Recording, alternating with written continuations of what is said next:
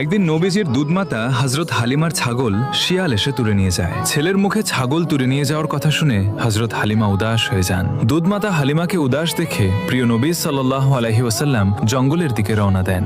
জঙ্গলে গিয়ে নবীজি আওয়াজ দিলেন, সব জানোয়ার একত্রিত হয়ে যাও। সব জানোয়ার আমাদের নবীর পায়ের কাছে চলে আসে এবং সেই সঙ্গে শিয়ালটিও আসে, আর তার সঙ্গে হযরত হালিমার ছাগলটিও ছিল। তখন রাসূল সাল্লাল্লাহু আলাইহি ওয়াসাল্লাম বললেন, তুমি কি জানতে না এটি হালিমার ছাগল?